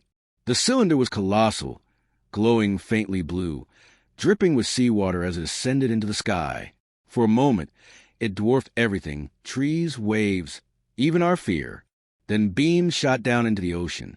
Fish thrashed wildly, leaping in silver arcs as though the sea itself had turned against them. The beams swept toward the beach, washing over us in blinding light. I felt pressure in my chest, heavier than ever before, as though the air had thickened to stone. Holanda stood transfixed, notebook clutched in his hand. He scribbled even as men fell to their knees around him. His obsession had consumed him entirely. When the cylinder finally vanished into the stars, we were left gasping, shaken, more certain than ever that this was not random. It was purposeful. That night, Holanda locked himself in his quarters. I passed by and heard him muttering. Later, I saw his journal. Unlike before, where his sketches filled the pages, now words were scrawled over and over. We are subjects. We are not observers. Brasilia kept pressing. Evidence poured upward. Photos, reels, testimonies. But in return we received only contradictions. Keep the peace. Prevent panic. Collect everything. Say nothing. We had become the guardians of a secret that was consuming us. The men's minds began to fray. One soldier awoke screaming that lights had entered his dreams, drilling into his skull. Another carved symbols into his arm, insisting the orbs would spare him if he marked himself. A third walked into the river fully clothed, eyes vacant, and had to be dragged back before he drowned. I felt the strain myself. I dreamed of beams piercing my chest, leaving me empty. I awoke each morning feeling weaker, as though the lights had drained me in my sleep. And then came the attack on the beach. We had set up observation posts near collars again, cameras and floodlights prepared. Around midnight, the sky filled with lights, dozens, perhaps hundreds. They moved in formation, sweeping beams across the sand. This was no isolated incident. It was an operation, vast and deliberate. Holanda shouted orders, his voice hoarse. Floodlights ignited, cameras whirred. For a moment, the lights hesitated, as though startled by our defiance. Then they struck. Beams cut through the night, exploding equipment, knocking men to the ground. Radios hissed and died. Floodlights burst in showers of sparks. I dropped flat in the sand as a beam seared overhead, the ground glowing red where it passed. And then it happened. A beam caught Holanda. It struck him full in the chest, lifting him from the ground. His scream cut through the chaos, raw and human against the alien silence. The light released him, and he collapsed, gasping, uniform scorched. We dragged him back, shielding him with our bodies, but the scar remained, both on his flesh and in his eyes. The assault lasted less than 10 minutes, but it felt eternal. When the lights finally withdrew, darting skyward like arrows into the void, the beach was ruined. Equipment smoldering, sand scarred, men broken. We survived. Barely. But survival no longer felt like victory. It felt like permission, as if we had been spared only to continue playing our part. When dawn broke after the beach assault, our camp looked like the aftermath of a battle we had never truly fought. The sand was scorched in strange patterns, blackened in arcs and circles that defied explanation. Equipment lay in pieces, wires curled like snakes. Cameras shattered. Floodlights melted as though touched by fire. The men moved like ghosts. Some sat silently, staring at nothing. Others muttered prayers, rosaries clutched tight in their trembling hands. Even the medics, hardened by months of tending to burns and weakness, could no longer disguise their despair. Holanda was alive, but changed. His chest bore the mark of the beam, a raw scar that glowed faintly in the lantern light. He refused to rest. Propped on a cot, sweat running down his temples, he scribbled in his notebooks with renewed frenzy. When I begged him to stop, he only muttered, "We are not here to fight. We are here to remember, to record. They want us to know." I didn't understand then what he meant. Perhaps I still don't. Orders came from Brasilia soon after. Operation Prato was to be wound down. Officially, our task was complete. Reports and films were sealed. Equipment was packed, crates nailed shut, and files marked classified. We were told to forget, but forgetting was impossible. The villagers had no luxury of denial. They bore scars across their bodies, nightmares etched into their eyes. Even as we prepared to leave, more of them arrived, begging us to stay. They clutched our uniforms, pressed our hands to their wounds, pleaded with us to shoot at the sky. But our rifles had proven useless, and our orders were clear. We boarded boats in silence, leaving the shore lined with faces of people who knew the truth would never be spoken. The jungle faded behind us, but the weight of its nights traveled with us. Back in Belém, the debriefings were endless. Officials in crisp uniforms demanded details, demanded explanations we could not give. When we faltered, they filled the silence with their own theories. Soviet weapons, mass hysteria, atmospheric phenomena. Their words tasted like ash. For me, the nightmares began as soon as I lay on a real bed again. I dreamed of beams slicing through the dark, a Hollanda lifted into the sky, of villagers collapsing in the dirt. Sometimes I dreamed a silence more terrifying than sound, a silence so complete it felt like being erased. Years passed, but the memory did not fade. When I learned later of Hollanda's fate, that after speaking publicly about what we had seen, he was found dead, the cause suspicious, I was not surprised. He had carried too much truth for too long. Perhaps the lights claimed him, or perhaps men did, silencing what could not be controlled. I often wonder what became of the villagers. Did the lights ever stop, or did they simply move on, seeking new rivers, new bodies to mark with their beams? The reports vanished into archives, locked away, but the scars on human flesh remained. And what of us, the soldiers? We returned to barracks, to families, to lives that seemed smaller than before. Some drank themselves into oblivion. Others never spoke of it again, burying memory beneath routine. As for me, I write these words now, decades later, not because I seek absolution, but because silence had become unbearable. What were the lights? I do not know. Machines from another world, predators from our own seas, something older than either? Each theory feels incomplete, like a fragment of a puzzle too vast to see. But I do know this: we were not fighting an enemy. We were witnessing a truth, and that truth was not meant to be contained in notebooks or sealed in crates. It was meant to live in us, in our fear, in our scars, in our silence. If you read this, understand Operation Prato was not an investigation. It was a warning. The jungle taught us that the night belongs to more than insects and shadows. It belongs to watchers, to hunters, to lights that do not blink. And when they return, and I believe they will, you will understand what we learned too late, that we are not alone, that we are not in control, and that under certain skies, we are not the top of the chain. The jungle changes at night, and once you've seen what moves within it, you will never see the world the same way again. By the 4th month of Operation Prato, the line between soldier and witness had vanished. We still wore the green, still saluted, still filled out forms that smelled of sweat and damp ink. But whatever authority uniforms once had overnight had been revoked. The jungle abided its own chain of command. The river obeyed a tide we could look up in a book. The sky now answered to something that kept no calendar and signed no orders.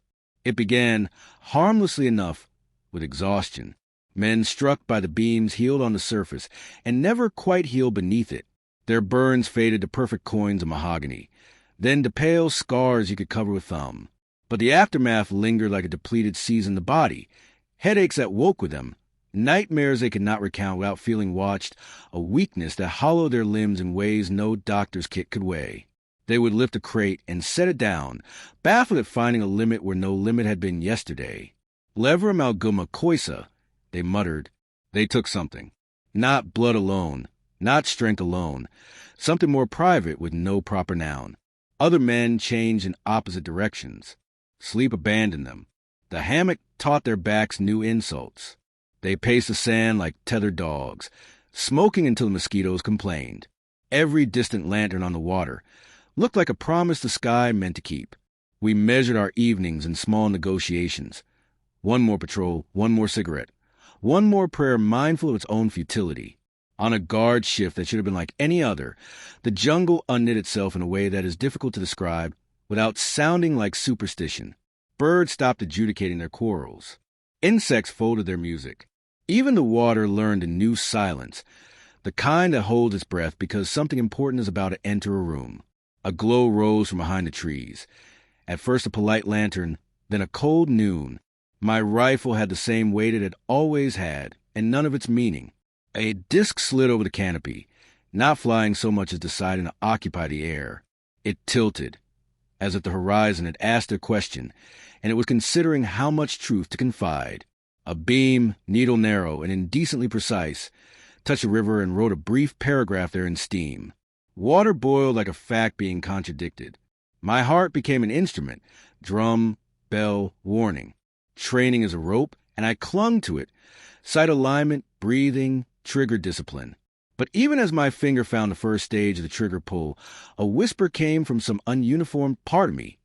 Nothing you do will matter to that. The beam swung toward me with a surgeon's indifference.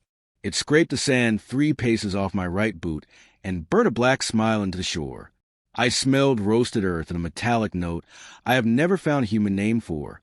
Then the disc lifted with restrained contempt and let the clouds inherit it.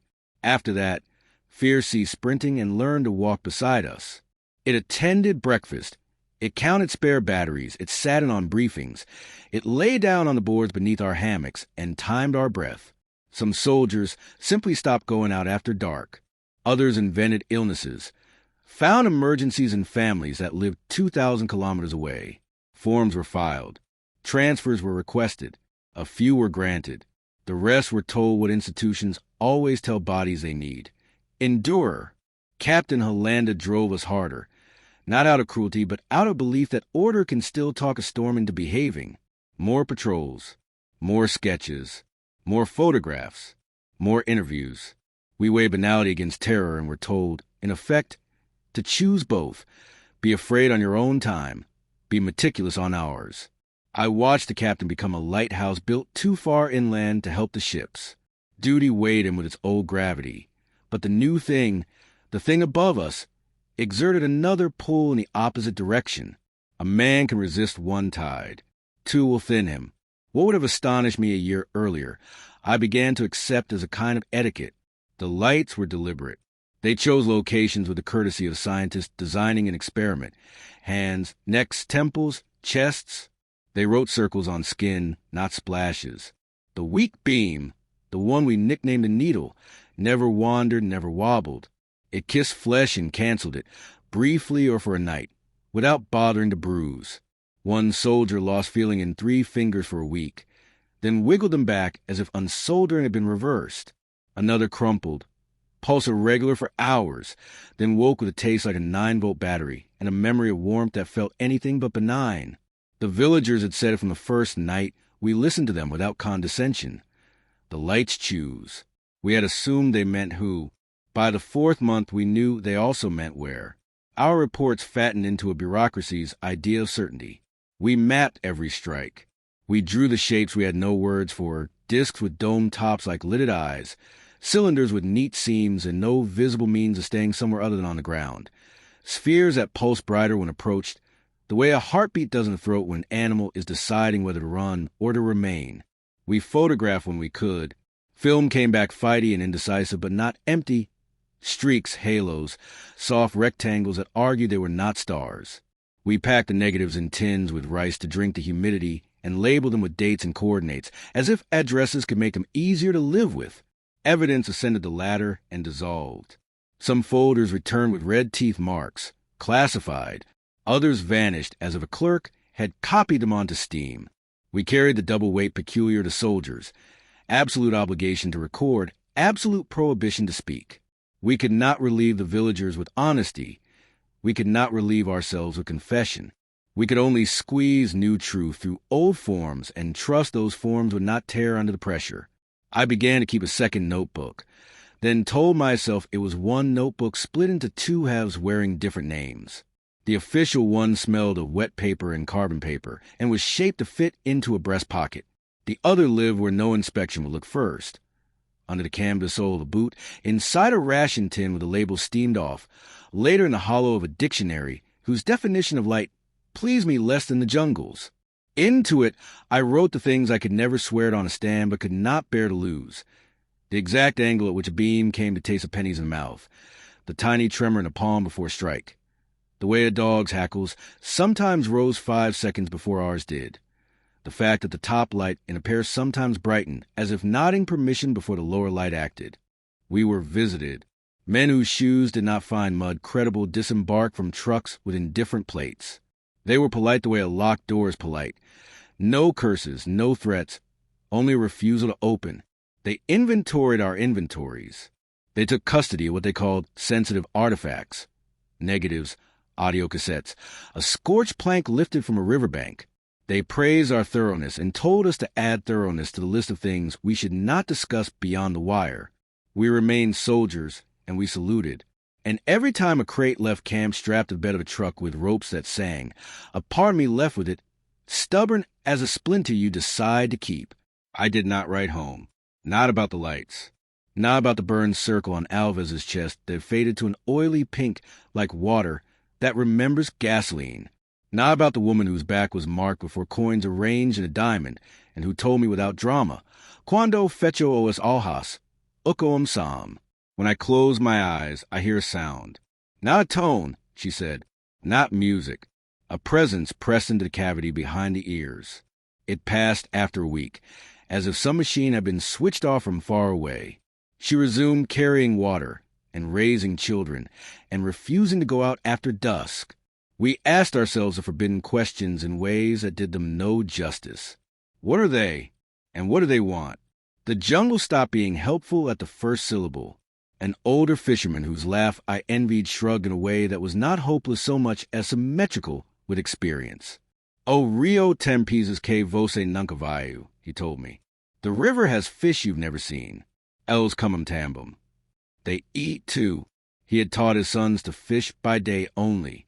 He now taught his grandsons to sleep with the window shades drawn. I learned to hear the ramping quiet before an approach. The trick where sound folds itself like laundry in the forest holds a breath it will not share. I learned to sit very still under a roof and feel the hairs rise along the forearms of the men next to me without any one of us looking at the other. I learned to classify courage by speed. The fast kind that fires wildly and the slower kind that writes everything down. It was the slower kind that saved us when the lights began to search for us with intent undiluted by curiosity. A lookout on a pharmacy roof reported a pair tracking him street to river, keeping the same angle to his shoulder even as he made pointless turns. He stopped at a shrine with a paper saint tacked to a post, and the lights dimmed, brightened, dimmed, as if impatient, as if matching the rate of a human breath. He claimed the higher one pulsed 3 times just before the lower one slid away to kiss a boat with its needle and return. I believed him because he had never once wasted syllables on embroidery. That week, I watched the beam pencil cross the sand and leave a black seam. I watched steam roll off the river like a curtain being drawn. I watched Alves lower himself into a chair as if the earth had become heavier beneath him. We began to choose our language more carefully. The word attack felt both accurate and insufficient. The word test felt both polite and perverse. We settled on incident, because it made fewer claims than it answered. Morale is a fragile arithmetic. Add a little sleep, subtract a little certainty, multiply by humidity, divide by secrecy, and the remainder is the noise a tent full of men makes when no one is reading aloud. The captain walked among us with the compact silence of an overburdened bridge and coaxed us back to structure. Patrols at 1900, 2100, and 2300, a standing team on the dock, a sleeping team allowed to pretend. He issued film-like rations. He reminded us that a blurry photograph is still a photograph, and that a blank frame can be evidence of the shutter time is recorded and the instrument inspected. He told us the truth he could afford. Se neo registrar, e como esse neo tivesse acontecido. If we don't record it, it's as if it didn't happen. I nodded and pretended that recording was enough. What I ask you now is not rhetorical, however it may sound from a distance safe enough to allow cleverness. If you had been posted under that sky, rifle warm in your palm, breath slow only because you had ordered to slow, would you have shouted the truth over the fence to anyone willing to hear? Or would you have obeyed the order to learn, to write, and to be silent? The question is not brave. It is ordinary. We answered it with our habits. I obeyed. I wrote. I said little. Silence is not the same as forgetting. It only displaces the weight. When, at last, The operation folded its tents, and we went south in aircraft that sounded like old refrigerators making their last argument. We left behind more than footprints in sand reclaimed by the tide. We left the certainty that the lights had written themselves into us in an ink the body recognizes as its own. Crates of reports and sketches and photographs accompanied us like obedient dogs. Some were later cataloged, some stamped with red, some place where a hand would have to ask permission to touch them. Years turned. Rumors molted into interviews. Once careful men died and left less careful footnotes. Roswell had its headlines and its watertight corrections. Rendlesham had its measured voices and courteous contradictions. Phoenix offered its wide sky and wider denial. Under Pares Humidome, we had something else entirely. Contact at Range Zero, recorded by soldiers who were told to forget the part that hurt the most. Nothing we carried home was as heavy as the knowledge that the truth would outlive both our caution and our orders. By the time our second month bled into the fourth, the jungle's night had stopped being a backdrop and become a method.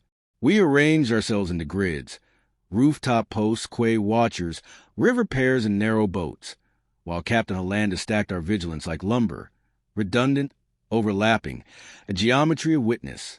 We hauled cameras as if they were shields. We learned the names of winds and which roofs hummed first.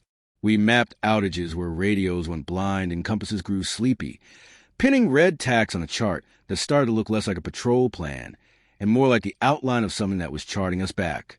When the lights came, they did not bark. They arrived the way a verdict does. Quietly, finally, spheres and ovals at first, then discs that moved as if friction had been outlawed. They hovered above the river, turned milk-white, then needle beams as thin as fishing line into water, into boats, sometimes into us. The strikes were precise, almost courteous. Coin-sized circles, twin dots too close for snakebite, rings that healed too neatly. Men who had carried engines on their backs now shook under blankets, pulse wandering as if they had been unplugged and plugged back in a lower setting. Villagers used the word chupa-chupa and did not mean metaphor. Our doctor from Belém, Veloso, wrote hematocrit, electrolytes altered, burn margins regular, medicine straining to describe craft. We chased evidence like fishermen chase first light. On the lighthouse catwalk, we lashed 3 cameras to iron and taught ourselves to turn degrees into sentences. Film went black with overexposure or came back with a single-notched oval that looked too designed to be an accident. We marked azimuths on paper, and then with chisel on railing, so no one could claim later that our honesty had drifted. We tried decoys, foil squares, mirrors, a radio playing four that turned to a long vowel in our teeth when an orb hovered above it. The night had preferences. We learned to watch where it pointed. One evening the hum arrived, not in the ears, but in enamel, a low chord that nailed our boots to roofs. 2 spheres slid level with the lighthouse like guests who know the house.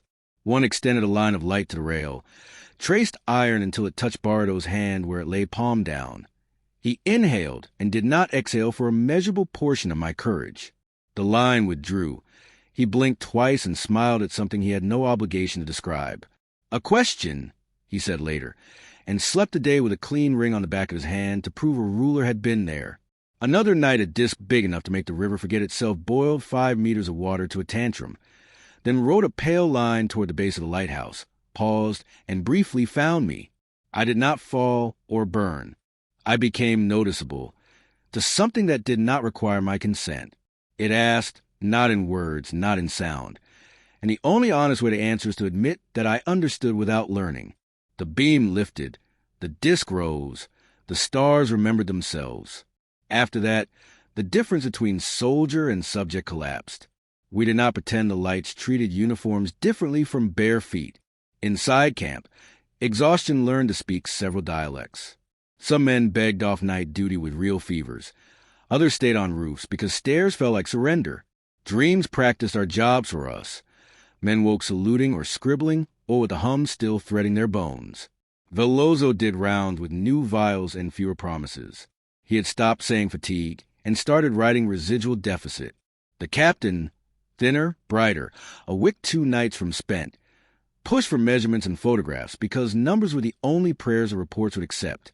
He never asked for belief, only for angles. Evidence grew heavier than ammo. Sketchbooks thick with discs, cylinders, spheres. Contact sheets with one frame that made everyone go quiet. We labeled, boxed, shipped. Boxes returned stamped classificado, or did not return at all. Men with unscuffed shoes came to congratulate us for our diligence and leave with our negatives like surgeons, walking away with an organ we had nursed. They smiled as if we had been allowed to help them bury a secret correctly. We were careful with the villagers' fear and careless with our own. At dusk, mothers lined the edge of our camp with children who slept in nets and woke without appetite. Fishermen abandoned night water. We learned to say we would watch without promising we could stop anything. On rooftops, we shared cigarettes and arithmetic. How many beams this week? How many men still work in the river? How many radios that went to snow when the hum turned up? The only number that did not budge was Y. The operation imposed its calendar upon us. But for the first clear photo, after the first soldier strike, during the season when spheres rose on the horizon in orderly strings that split and took to the air like schooling fish discovering height. The map of red tacks, dead radios, misbehaving compasses, slow pulses, migrated upriver and back, paused near the old lighthouse, probed inland, retreated to the mouth. If intention can leave footprints, we were looking at them. The longer we stayed, the more deliberate the lights became. They shadowed our boats at the speed of our engines, dimming when we stalled, resuming when we behaved, as if politeness had a frequency. Some nights they dropped a beam into a palm frond roof, and a child cried once and breathed as if someone else were counting. Some nights they brought heat that wrote black curls into the sand, where water shouldn't boil, and we learned how steam feels on a face at midnight. We took notes and pretended that language could be armor. Fear learned public manners. Nobody ran. Everybody braced. Younger soldiers asked a question older ones refused to insult by answering. What if this isn't human? The captain smoked on roofs and admitted, once and only once, that he was afraid too. The word ran around camp like a dog that knows which hands are safe. After that, nobody mistook silence for calm. The contradiction that would grind us thin arrived wrapped as discipline. We were ordered to document everything, angles, durations, polygons of light, the number of shutter clicks before the film surrendered, and ordered to say nothing that would cause the nation to panic. We were told we were protecting people from fear, when in fact we were protecting explanations from people. Evidence went up the chain. Gratitude came down. The villages slept with doors open to sky. The choice of men in shoes like best was the one that paid in quiet. You will be useful, they said, as if usefulness were a virtue you could issue like boots. By the fourth month, the lights ignored the line we drew between witness and target. They tapped a wrist here, a neck there, once a cheekbone, so gently the skin blushed as if embarrassed for both of us. The marks healed tidier than wounds have any right to. The men did not. Sleep got thin. Voices went careful. A few asked for transfers and were granted geography that would not heal them. A few got angry and discovered anger is heavy armor that slows the legs. Most of us learned that discipline the manuals do not advertise. To stand without pretending courage is the only reason you aren't sitting. We improvised science with the tools we had. When a beam touched an or blade, resin smoked without flame. When it touched a watch crystal, the glass clouded as if it decided to become air. We found a patch of trunk where a beam had licked bark. The cambium beneath came away clean. No scorch, no sap, a subtraction so neat it looked like the work of a proud machine. Veloso pinched the skin of a fisherman's forearm and frowned at numbers that don't lie but don't explain. They take very little, he said, and yet the body insists it was asked to lend something important. The man nodded. They borrowed me. A rumor became a report, became a memory. Once, on a windless night, a row of low lights rose out of the Atlantic as if the sea had rehearsed, took station off the bar, and split into smaller spheres that climbed over us like tourists who'd purchased a map of town. Another time, a disc approached at a slight drunk's lean, then corrected, consciously, annoyingly, and traced a line along our iron rail until it found my elbow and taught me what it feels like to be measured by something that does not need units. The aftertastes were human. Headaches, ringing ears, mouths tasting faintly of battery. Strength returned to most men like power to a neighborhood after a storm. Abruptly, complaining, grateful, late. A few never got all the way back. One talked in his sleep about a hummingbird he had not seen since childhood. One stopped whistling after beams visited his boat. He said the air no longer wanted music from him. None of this belongs in a report. All of it belongs in the truth. Evidence thickened. So did secrecy. We packed crates of negatives, field sketches, typed logs. We flew back to Brasilia with our deliverables and left sea-level courage with people who had lent to us for free. We filed. The stamps came down. The folders sat in rooms that smelled of paper first, and then of the idea of paper. Classificado. We returned to barracks with muscles that slept badly and a habit of checking ceilings for light through roofs. The work changed us and then tried to pretend it hadn't. What came after belongs to the lifespan of a secret. Years learned to behave like fog. Lifting for a minute to show a shape, dropping to make everybody believe they imagined it. Some of the files surfaced with so much black ink they read like a new alphabet. Some of the photos leaked in second-generation copies thin as onion skin. A colonel retired and spoke with the economy of a man who had decided where not to place his words. A captain admitted, in a room nowhere near Para, that he had asked the same questions we had and liked his answers no better. Villagers and callers told their grandchildren exactly what happened, and nobody laughed, because the children looked at the scars and understood that laughter was not a rebuttal. In the meantime, we did the ordinary. Replaced roofs, reared children, learned coffee that could forgive us our nights, memorized the names of birds with beaks like commas. Some of us could discuss what the lights had done, as if we were talking about the weather that changed the crop.